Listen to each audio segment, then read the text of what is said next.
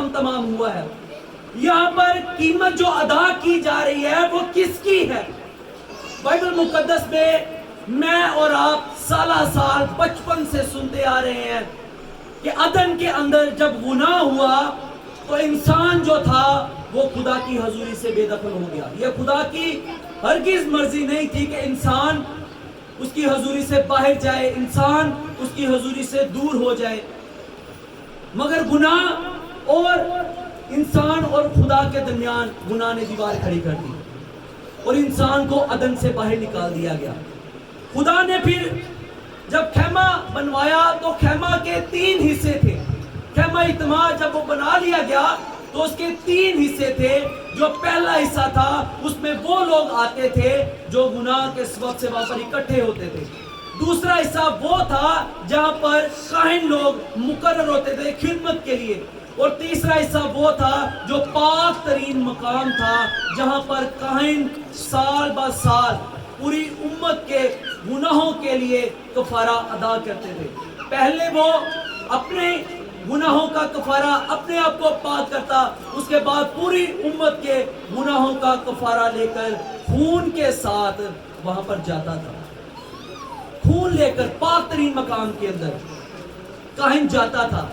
اور اگر کاہن کا کفارہ, اس کی قربانی جو تھی وہ قبول ہو جاتی تو کاہن زندہ باہر آ جاتا تھا. اگر نہ قبول ہوتی تو کاہن کو رسا باندھا جاتا تھا تاکہ اسے باہر کھینچ لے. خدا نے عدن سے ہی, شروع سے ہی اس بات کی انسان کے ذہن میں اس بات کو فیڈ کر دیا کہ گناہ کی خلاصی بغیر خون بہائے نہیں ہوگی. گناہوں سے چھٹکارا, گناہوں سے مخلصی اگر پانی ہے تو خون لانا پڑے گا, قربانی پیش کرنی پڑے گی. یہ انسان کا جو گناہ تھا یہ اتنا سنگین تھا.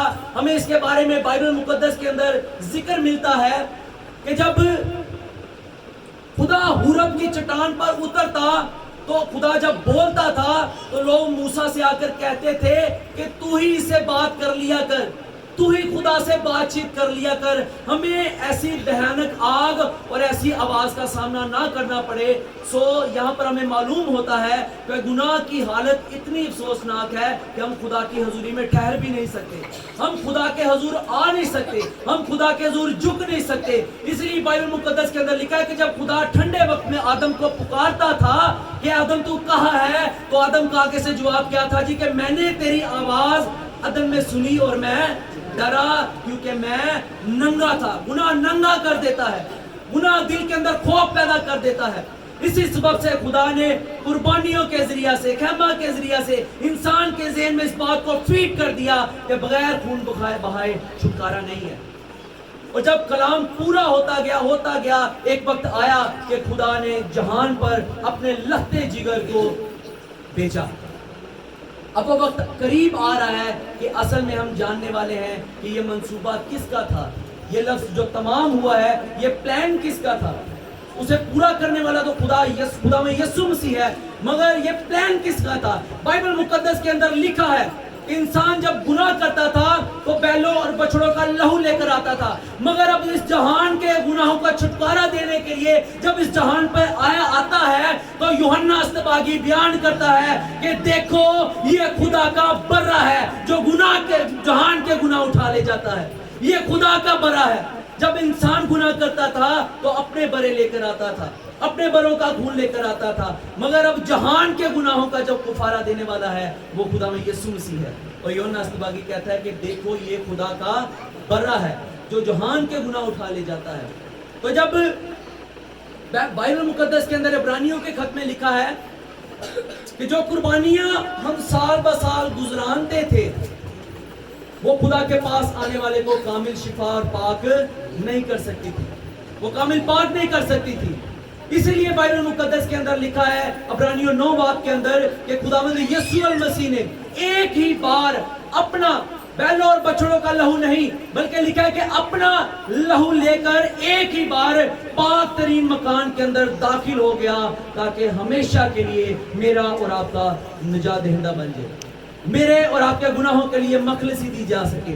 اب وہ حکموں کی دستاویز جو میرے اور آپ کے خلاف تھی وہ یسوع المسیح نے صلیب پر کیلوں سے جڑ دی.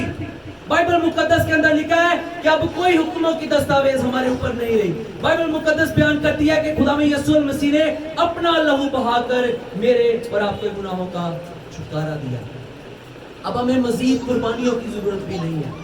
अगर खुदा में यीशु मसीह पाक तरीन मकान के अंदर अपना लहू लेकर ना जाते तो मैं ये समझता हूँ कि आज हम भी साल ब साल, आज भी ये सिलसिला चलता रहता, साल ब साल अपनी अपनी कुर्बानी लेकर चल रहे होते, किसी ना किसी के साथ शरीक हो जाते कि जी ये भाई मेरा हिस्सा भी जे, ताड़े वेड़े च मेरा हिस्सा भी जे, ताड़े मेंढे च मेरा हिस्सा भी जे। आज भी मैं और आप इन कुर्बानियों के सिलसिलों में चक्रों में पड़े होते, मगर कैसे मैं और आप मुबारक और भले हैं कि खुदा ने अपना लहू बहाकर मेरा और आपका बलिदान दिया, मेरा और आपके गुनाहों का कफारा दिया, ताकि मैं और आप बच जाएं और हमेशा की जिंदगी पाएं। आज यीशु मसीह सलीब पर नहीं है, आज यीशु मसीह कब्र में भी नहीं है, आज यीशु मसीह मेरे और आपके दरमियान है।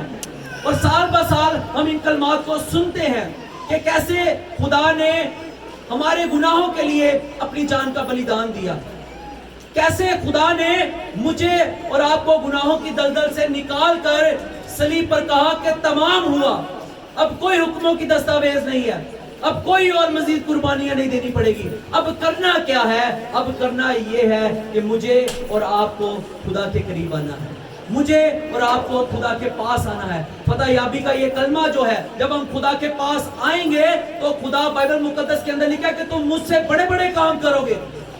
अगर मैंने फतह पाई है तो मैं तुझे भी फतह से बढ़कर गलबा दूंगा, और फतह से बढ़कर गलबा पाने के लिए मुझे और आपको यीशु के पास आने की जरूरत है, मुझे और आपको यीशु के चरणों में झुकने की जरूरत है, मुझे और आपको खुदा के हजूर चलने की जरूरत है, मुझे और आपको खुदा के करीब आने की जरूरत है। आमीन जी, हालेलुया। खुदा इस कलाम के वसीला से मुझे और आपको बरकत।